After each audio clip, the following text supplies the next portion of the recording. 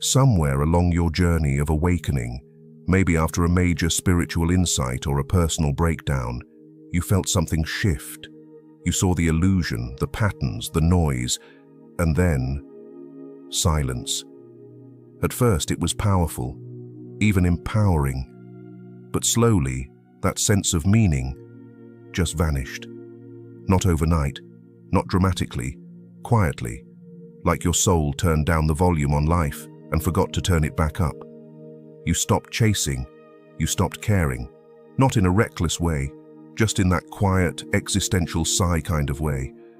The question started whispering louder. Why do I feel so numb now that I finally see the truth? There's a strange paradox here. We expect spiritual awakening to ignite our passion.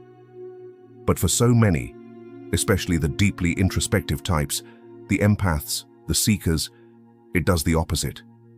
It empties us. I remember talking to a friend, super bright, spiritually attuned, obsessed with all the right books, Eckhart Tolle, Alan Watts, Krishnamurti. Then she had a massive awakening after a dark night of the soul. She got it. She said she saw through the illusion of identity, ego, chasing external success. And yet 2 months later, she was staring at her ceiling, barely able to get out of bed. She told me, "I used to cry over not achieving enough. Now I don't care whether I do anything at all. I thought awakening would light me up, not leave me like this." Carl Jung, the father of analytical psychology, hinted at this post-awakening fog years ago. He didn't talk in trendy spiritual terms, but he understood what happens when the unconscious becomes conscious. Jung said, "Enlightenment doesn't come by imagining figures of light, but by making the darkness conscious." That sounds beautiful until you realize what it means. Awakening isn't the end. It's the beginning of a psychological death, the death of who you thought you were. The structures that gave your life meaning, goals, careers, relationships, even your sense of time, all collapse. But here's the catch Jung would point out. Your ego isn't gone. It's confused. It lost its map. And without a new map, motivation disappears. So it's not that you're depressed or lost motivation. You're just in limbo. You've woken up from something, but you haven't woken up into something else yet. But here's where it gets fascinating and deeply misunderstood. What you're feeling right now isn't failure. It's not depression or anxiety in the clinical sense. It's something ancient and sacred. Jung actually warned that our modern world avoids this phase at all costs, this sacred pause, this void, this in-between. He believed it was essential for true individuation, the process of becoming your authentic self. But no one tells you about this part, do they? And that's exactly what we're going to unravel next. What's really happening in your psyche after awakening, and how this loss of motivation might be the biggest spiritual upgrade you've ever experienced, if you understand it right. Before we continue, if you're someone who loves expanding your mind and exploring the deeper layers of life, make sure to subscribe to Fractal Wisdom. This channel exists to make the invisible visible and support those navigating the weird and wild path of awakening. So if you've been floating in that post-awakening fog, wondering where your spark went, no, you're not crazy. You're going through a psychological shift most people can't name. A change so deep it doesn't just tweak your thinking, it reprograms your operating system. All the goals you used to chase, the to-do lists, the 5-year plans, the hustle culture playlists, they don't move you anymore. Not because you're failing, but because your motivation system itself is collapsing. And Carl Jung saw this coming long before it became a trending topic on social media. Let's break this down. For most of your life, your motivation came from your ego identity, the me you thought you were. You wanted to prove yourself, be seen, be successful, be loved. That's not a bad thing. It's just how human development works. Jung called this the persona, the mask we wear to function in society. But the awakening process strips the mask.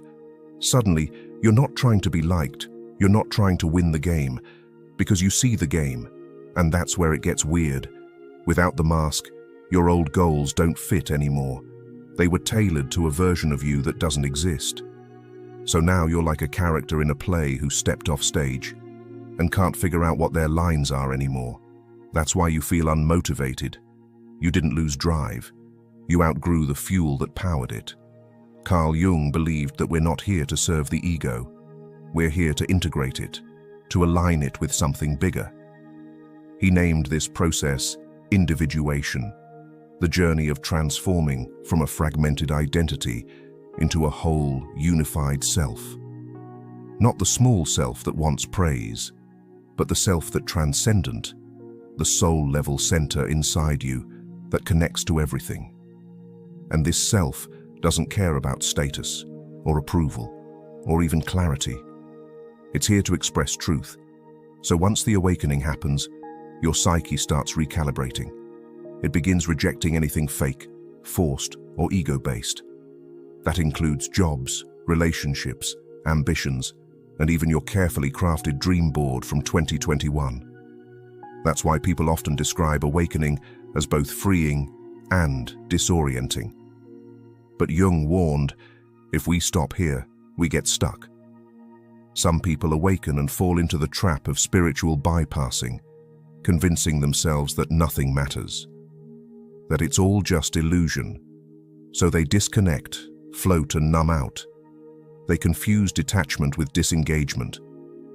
But the self wants something different.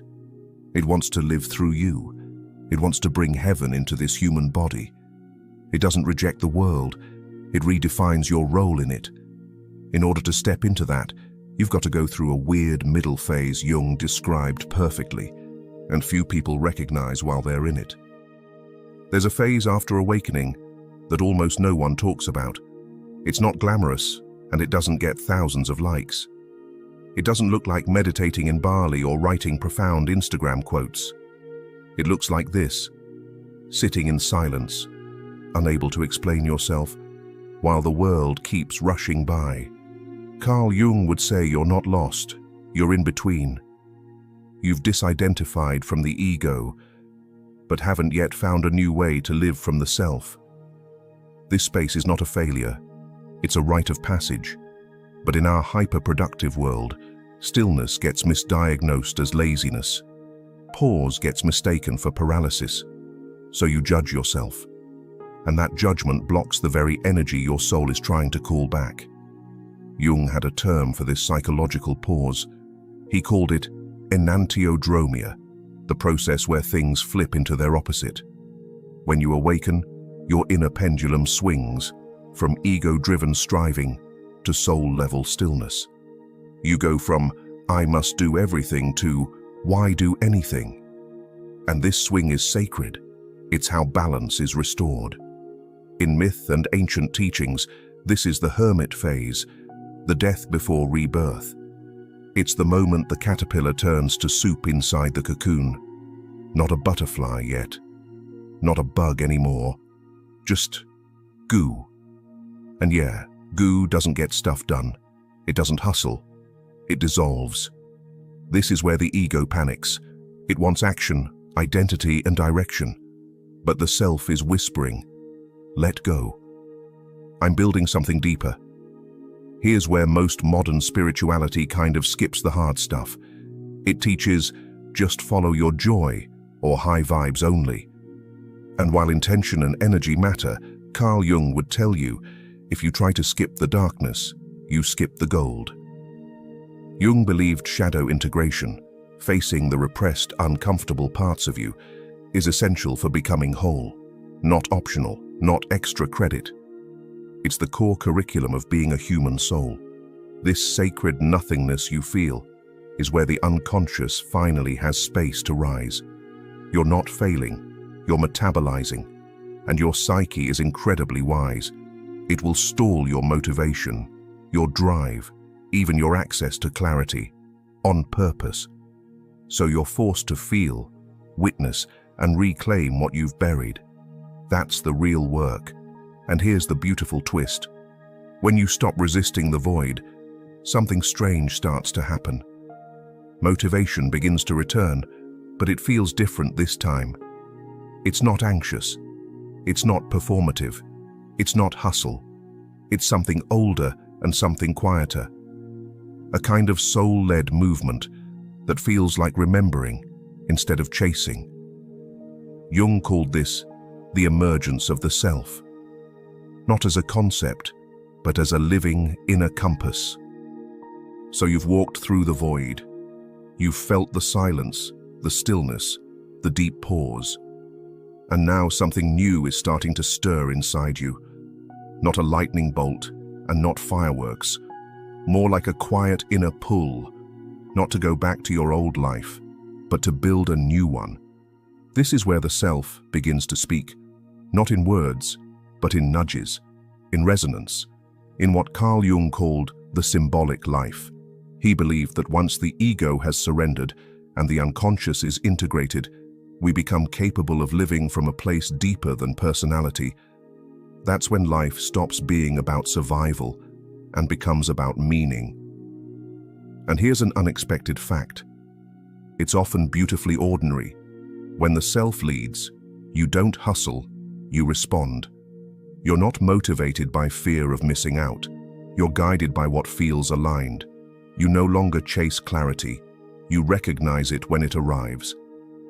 Living from the self doesn't mean you'll always feel motivated in the traditional sense. You might still feel waves of fatigue, confusion, even grief. That's being human. But what you won't feel is that constant sense of inner betrayal, the feeling of dragging yourself through a life that doesn't fit.